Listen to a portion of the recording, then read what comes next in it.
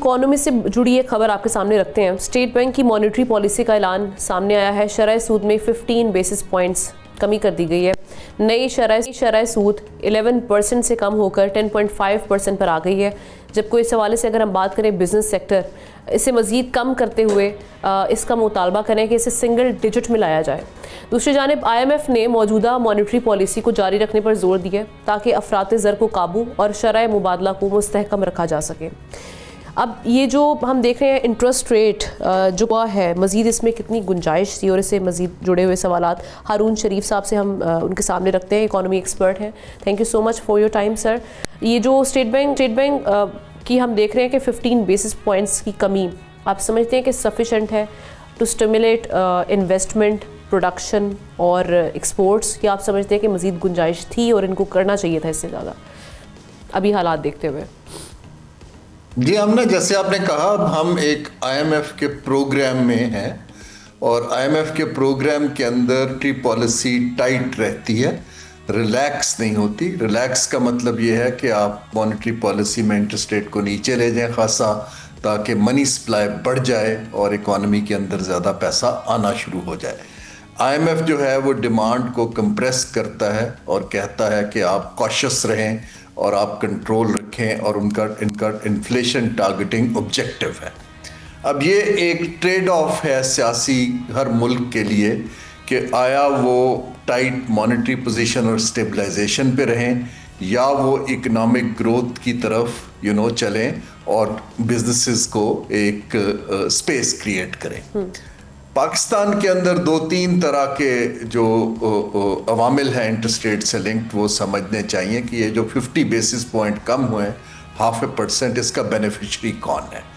इसका बेनिफिशरी 65% हुकूमत पाकिस्तान है, क्योंकि हुकूमत पाकिस्तान सबसे बड़ा बोरोर है बैंकों का। इसके बाद बड़े बिजनेस ग्रुप्स हैं, SMEs, agriculture, small scale entrepreneur, उनकी तरफ क्रेडिट बहुत कम जाता है। तो ये जो फ़र्क आया है उसके जो मेन बाय एंड लार्ज जो हमारा बिजनेस कम्युनिटी है उसके ऊपर इम्पैक्ट बहुत नेग्लिजिबल है।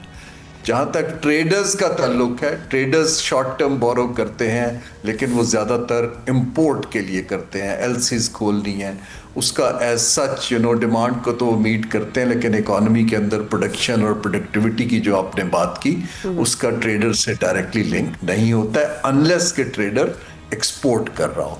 तो इस वक्त ये मिक्स्ड है। थोड़ा सा सिग्नल दिया है मार्केट को कि इन्फ्लेशन हमारे कुछ कंट्रोल में दिखाई देती है और हमने थोड़ी सी ग्रेजुअल रिलैक्सेशन की है, लेकिन इसके ऊपर कोई इकोनॉमी में ऐसा मेजर बूस्ट या चेंज मुझे अभी नहीं दिखता। अच्छा, वैसे आप इसके अलावा अगर हम इंटरेस्ट रेट की बात करते हैं, ऐसे कौन से कंस्ट्रेंट्स हैं जो इस वक्त इंडस्ट्रीज देख रहे हैं कि उनको इसको फेस करना पड़ रहा है, जिसकी वजह से मुश्किलात में भी दिखाई दे रहे हैं?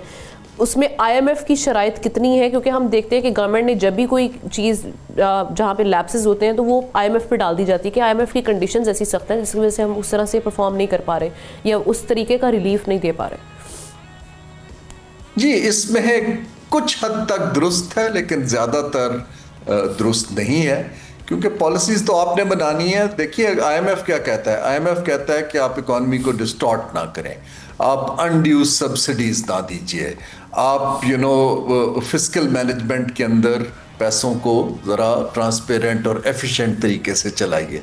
IMF ये तो नहीं कि आप ज़राअत को इम्प्रूव करने की पॉलिसी ना बनाएं। IMF ये भी नहीं कहता कि आप स्टेट ओन्ड एंटरप्राइज को ना बेचिए। IMF ये भी नहीं कहता कि आप अपने खर्चे कम ना करें। सो ये एक ट्रेड ऑफ है। देखिए, इस वक्त समझने की बात आप नाजरीन के लिए और हमारे लिए ये है कि पाकिस्तान की फॉल्ट लाइन ये है कि इन्वेस्टमेंट नहीं आ रही है। Investment to GDP ratio all time low है। हमारा इंडस्ट्रियल बेस और इवन सर्विसेज का बेस जो एक्सपोर्ट ओरिएंटेड है वो एक्सपैंड नहीं हो रहा है।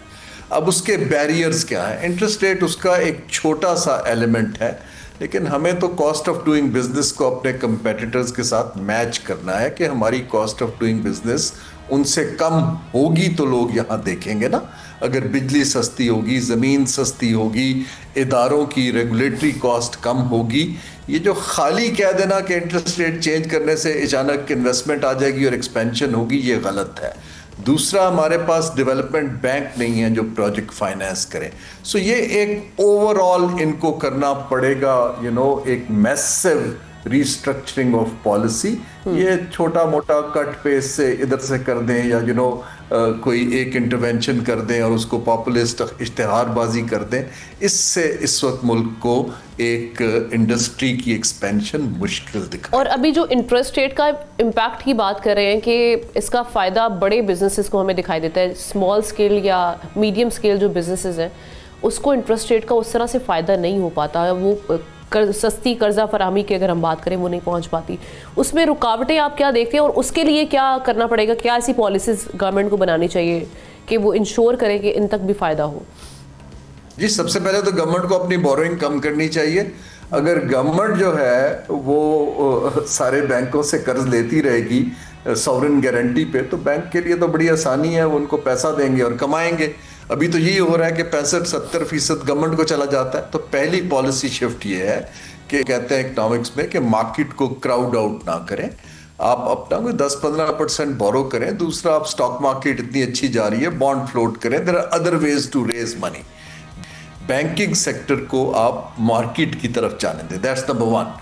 नंबर 2 ये है कि जो कमर्शियल बैंक हैं बाय नेचर वो बड़े बिजनेस ग्रुप ओन करते हैं, उनका इंसेंटिव बहुत कम है कि वो स्मॉल एंड मीडियम एंटरप्राइजेज या हाउसिंग या ज़राअत या माइक्रो लेवल के ऊपर लेंडिंग करें। तो वो उसके लिए स्पेशलाइज्ड डेवलपमेंट फाइनेंसिंग इंस्टीट्यूशंस होते हैं, हमारे पास हैं, जो हमारे बायलैटरल जॉइंट कंपनीज हैं, पाक लीबिया है, सऊदी पाक है, पाक चाइना है, लेकिन वो अपना काम नहीं कर रहे। तो उनको आपको लीडरशिप चेंज करके मैसिव रिस्ट्रक्चरिंग करके रिसोर्स करना है, ताकि आप ज़राअत के लिए सस्ता लॉन्ग टर्म कर्जा दे सकें, इंडस्ट्री के लिए दे सकें, एक्सपोर्ट के लिए दे सकें, टेक्नोलॉजी इंपोर्ट के लिए दे सकें, सोलर पैनल्स के लिए दे सकें। ये कमर्शियल बैंकों के पास ना तो उसका उनके डीएनए में है, ना वो करना चाहते हैं, और जब हुकूमत बोरो करती रहेगी तो why should they bother. Right, thank you so much Haroon Sharif साहब फॉर योर एनालिसिस। सब्सक्राइब करें और बेल दबाएं ताकि कोई खबर रह न जाए।